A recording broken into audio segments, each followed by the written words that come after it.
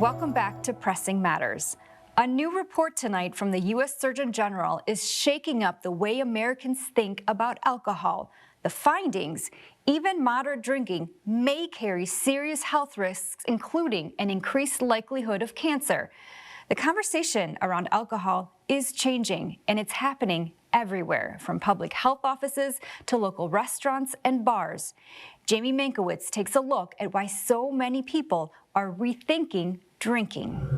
For centuries, alcohol has been woven into our lives for many reasons, from celebrations to daily rituals, but new research is prompting many to rethink their drinking habits and what it could mean for their health. I think the most surprising finding was that actually an increase in cancers occurred with just what most Americans would consider minimal drinking, like less than 2 drinks a week, actually was associated with an increased risk of many different types of cancers. Those types include mouth, throat, voice box, esophagus, breast in women, liver, and colon and rectum cancer. The report recommends no more than 1 drink per day for women and 2 for men, but it also makes clear no amount of alcohol is truly safe. Alcohol changes the hormone levels, and so especially estrogen, and so can make you more likely to get breast cancer. They think about 4 to 5 more women per 100 actually have breast cancer because of their alcohol intake. That's a lot. But for people in recovery, like Jessica Miller at the 1016 Recovery Network in Mount Pleasant, this isn't new information. It's long overdue confirmation. So these are things that I think we were all hoping would have come out sooner, and now that they're out and the Surgeon General puts it out, it's like, okay, yes, there's some established reporting that people are going to be listening to. This is getting the attention and the traction that we want, because we've been looking at this research for years. But part of what makes drinking so dangerous, experts say, is how normalized it's become in everyday life. Oftentimes, it's really not seen as a drug at all, when really it is. It is everywhere. So although you don't need it like you need food, the urge when you have an alcohol use disorder is that of which food or oxygen. So to see it everywhere, that can be really hard for somebody who's trying to abstain from it. Really hard. And the societal pressure to blend in with friends.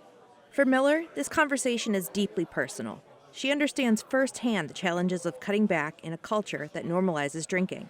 As a person in recovery myself, when I came into recovery, one of the things that I thought about is, who's going to want to be my friend, right?